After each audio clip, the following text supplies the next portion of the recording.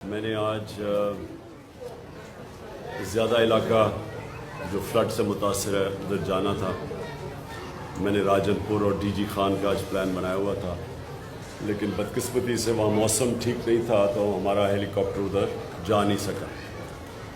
تو میں نے پھر یہ جو باقی علاقے ہیں، کیونکہ بہت بڑا پاکستان کا علاقہ اس وقت متاثر ہوا ہے فلڈ سے، جو سارا علاقہ دریائے سندھ کے رائٹ ہینڈ پہ ہے، یعنی سجے ہاتھ پہ جو سندھ کا جو سارا علاقہ، جو یہ پہاڑی سلیمان رینج جتنی بھی پہاڑی علاقے ہیں، ان سے جو تیز ان کے اوپر جو بارشیں ہوئی اور جو بڑی تیز سپیڈ پہ چشمے اور یہ نالے آ رہے ہیں، انہوں نے سب سے زیادہ نقصان پہنچایا.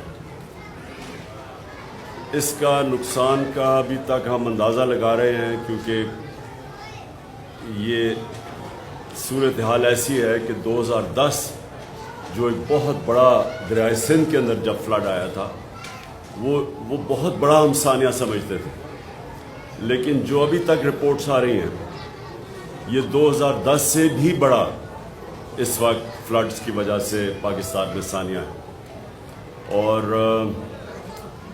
پھر سے میں کہہ رہا ہوں، یہ سارا علاقہ جو دریائے انڈس کے رائٹ سائڈ پہ ہے، یہ جو پہاڑیوں پہ بارش ہوئی ہے افغانستان میں بھی، اور جو ہمارے سائڈ پہ ان پہاڑیوں پہ جو بارش ہوئی ہے اس سے سارا نقصان ہوا ہے. اس کا جو لانگ ٹرم حل ہے وہ ڈیمز ہیں. پہلے کمپلیٹ کی گومل زام ڈیم، اب یہاں ٹانک زام ڈیم کی فیزیبلٹی بن گئی ہے، شروع ہو گئی ہے، پروونشل گورنمنٹ بنا رہی ہے. اسی طرح پنجاب نے بہت بڑی ڈیم ایک آگے جا کے ڈی جی خان میں، یہی جو پانی نے تباہی مچائی ہے، اس کو ایک بڑی ڈیم بنانے کا پلان تھا ان کا، اور وہ جب سے ہماری حکومت گئی وہ بیچ میں رہ گئی ہے. لیکن وہ پھر حال اس کا یہی ہے کہ یہاں سارا اس جو ہماری مغرب کی پہاڑیاں ہیں، جو سلیمان رینج ہے، اس کے اوپر ساری جگہ چھوٹی چھوٹی ڈیمز بن جائیں. تو یہی پانی جو اتنا نقصان کر رہا ہے، یہی پانی ایک ایسی چیز بنے گا کہ ملک کا بڑا اثاثہ بن جائے گا. ان علاقوں میں ہمیں پتہ ہے بارشیں کم ہوتی ہیں، پانی کم ہوتا ہے، لوگوں کو بڑی دقت ہوتی ہے پانی کی. تو یہ جب اس طرح کا ایک بارشیں زیادہ ہوتی ہیں اور سیلاب آتا ہے، تو یہ ہمارے لیے فائدہ ہو سکتا ہے اگر ہمارے پاس ڈیمز ہوں اور ہم اسی پانی کو روک لیں. اور یہ پھر پانی ساری جو خشک وقت ہوتا ہے سردیوں کا، اس میں کسانوں کے لیے اور لوگوں کے لیے اور آبادی کے لیے ایک بہت بڑا ایسٹ بن جائے، اثاثہ بن جائے ان کا. تو یہ تو لانگ ٹرم حل ہے. اور ہم نے جو اپنے دور میں 10 ڈیمز کا پلان کیا ہے، 50 سال کے بعد بڑی ڈیمز بھی بنا رہے ہیں.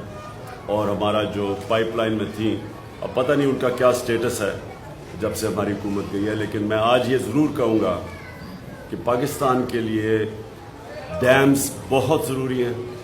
وہ ضروری اس لیے ہیں کہ اس ملک میں پہلی پانی کی کمی ہے، اور پھر جب پانی آتا ہے تو وہ نقصان کر دیتا ہے.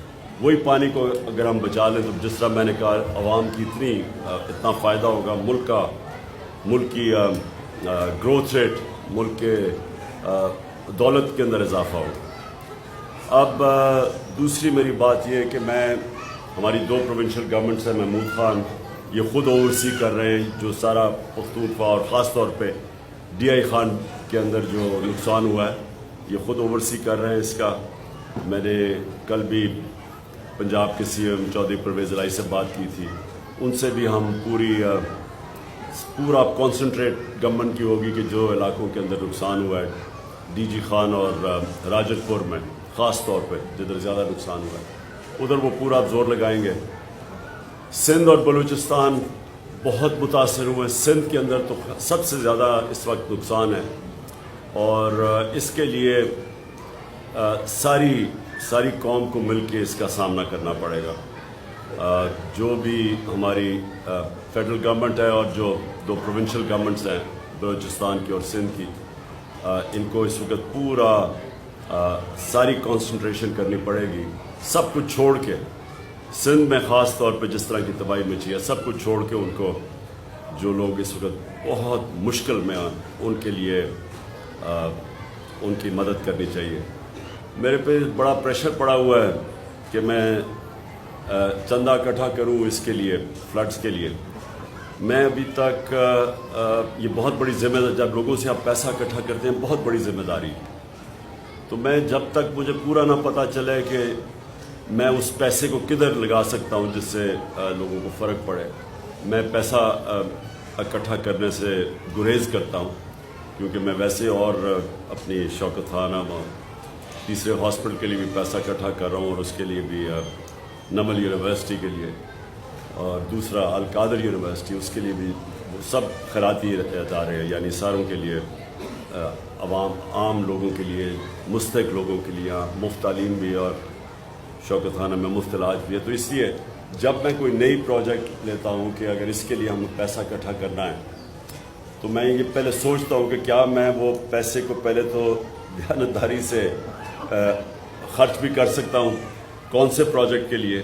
تو میں اس لیے ابھی تک کوئی، مجھے پریشر کے باوجود میں کوئی ابھی تک فنڈ ریزنگ نہیں کر رہا جب تک مجھے پوری طرح اندازہ نہ ہو جائے کہ کتنا بڑا ڈیمیج ہے، کتنا پیسہ میں اکٹھا کر سکتا ہوں. کیونکہ جتنے پیسے کی ضرورت ہے وہ صرف گورنمنٹ سے اس وقت اتنا پیسہ خرچ کر سکتی ہے، اور گورنمنٹ کو کرنا چاہیے.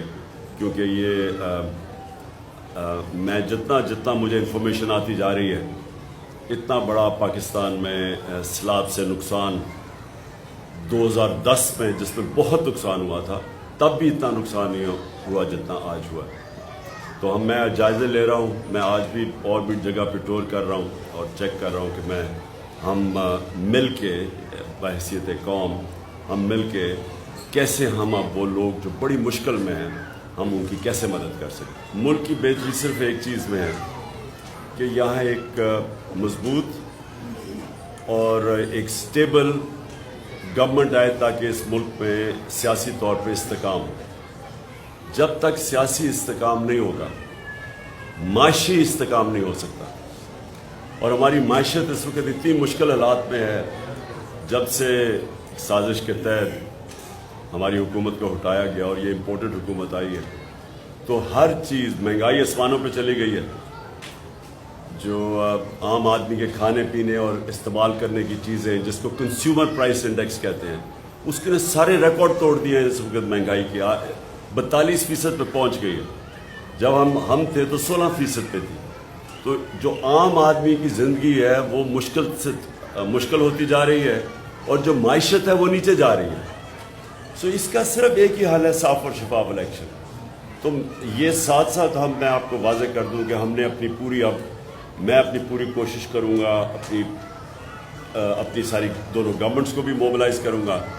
اور میں جو عمران ٹائیگرز ہیں، جو ہمارے جو اس وقت رضاکار ہیں ہمارے، جن کی ضرورت پڑے گی ان سیلاب زدہ علاقوں میں ان کو بھی اب پورا موبلائز کر رہا ہوں. میں بلکہ نئی جوائننگ شروع کر رہا ہوں عمران ٹائیگرز کی، تاکہ ہمارے پاس فورس ہو جو جا کے ان علاقوں میں کام کرے.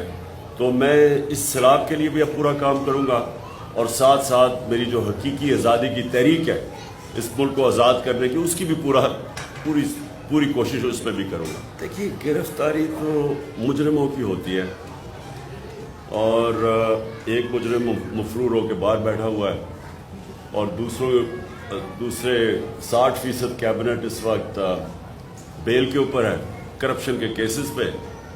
تو اگر مجھے مجرم بنا دیا ہے کہ ایک ہمارے ورکر اس کے اوپر تشدد کرے، کسٹوڈیل ٹارچر کرے، اس کو جنسی تشدد کرے، اور میں کہوں کہ جو لوگ ذمہ دار ہیں ان کے اوپر میں قانونی کارروائی کروں گا، اس کے اوپر اگر مجھے دہشت گرد بنا دیتے ہیں، تو کیا پاکستان کی عوام اس کو قبول کرے گی؟